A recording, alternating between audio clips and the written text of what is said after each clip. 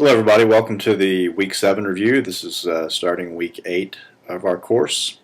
And I think what I'm going to do for the review today is, instead of actually going back through the article in detail, I'm just going to try to touch on the major themes of each article and try to get through it a little bit quicker. And if you guys want more detail or anything like that, just shoot me an email or let me know in class or something like that. Okay, so Week 7 we finished up metaphysics. We looked at two sort of topics in metaphysics. The first thing we looked at was free will and determinism, and the second thing was truth and the nature of truth. So some of the big things to remember from Taylor's article, the first thing was his definition of determinism is essentially the principle of sufficient reason. Every effect has a cause. And the idea runs that if everything has a cause, then how can we ever be free to make a decision, right? So, for example, if I decide to raise my hand, well, there has to be a cause for me to decide to raise my hand. And, it could be many different types of causes, right? It could be some sort of neural impulse in my brain that causes me to raise my hand. It could be my desire to make a point in this lecture by raising my hand, etc. And the question becomes, okay, so the cause, let's say the cause for that was my desire to make a point by raising my hand.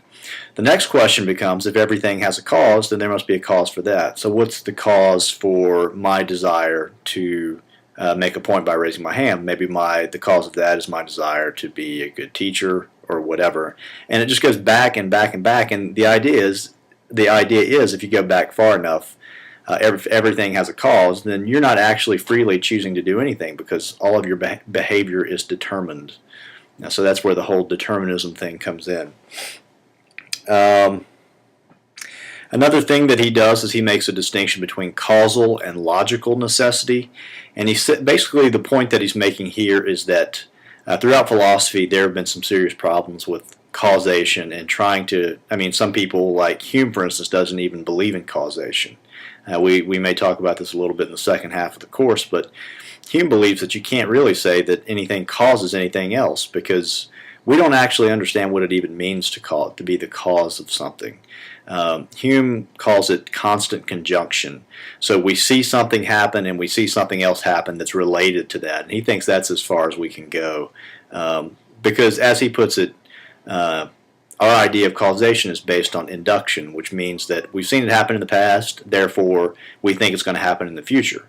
But that's not necessarily the case, and that's not a logical inference. It's not deductive to say that if A happens, then we know B is going to happen. Because the only way that we know causes happen is it's happened in the past, therefore it's going to happen in the future.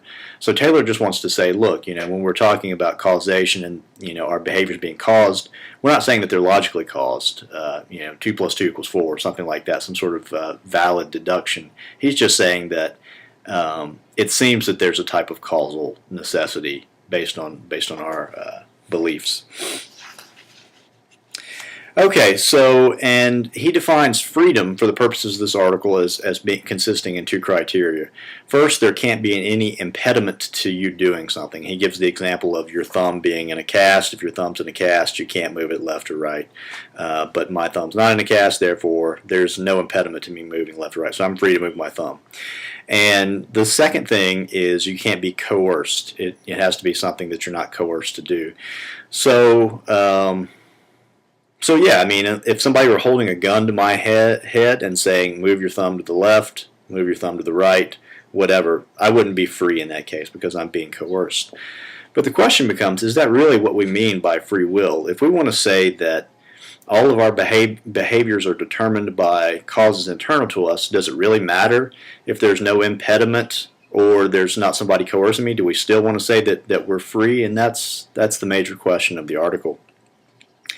And he considers several alternatives. The first is what he calls hard determinism. And hard determinism is just that we don't have free will.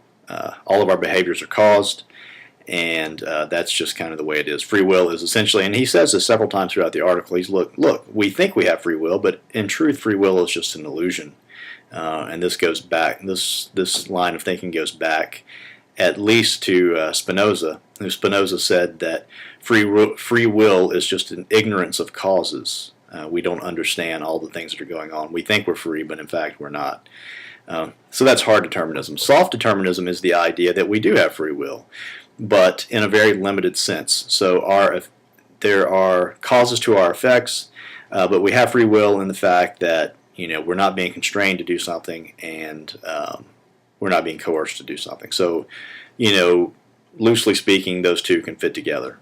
Free will and determinism can work together in this idea of soft determinism. Another thing he considers is indeterminism, which seems even crazier than all of our effects have a cause. Indeterminism is just there are no causes to my action. My hand shoots up, I have no control over that.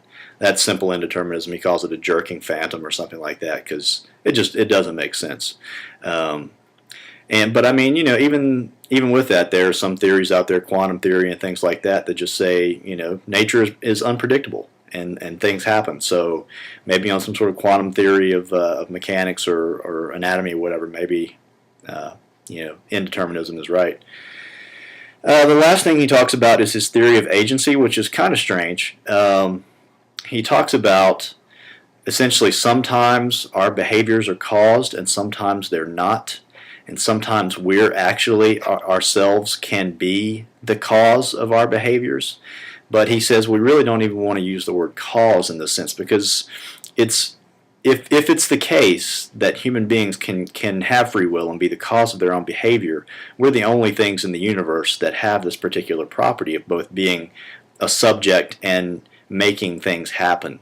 So, and he says maybe we don't even want to call it cause, maybe we want to call it originate, maybe we want to call it initiate, something like that. He doesn't want to say cause, but there's some sort of agency, I guess is the right word, that we're actually making things happen. And that's sort of where he ends on that. He tries to sort of, I guess, get out of the whole like soft determinism thing a bit by saying that we do have this theory of agency, but he doesn't do much in fleshing that out, in my opinion. But it's an interesting theory, just like in most of philosophy, right? I mean, you examine the issue and you pose problems, but when it comes to actually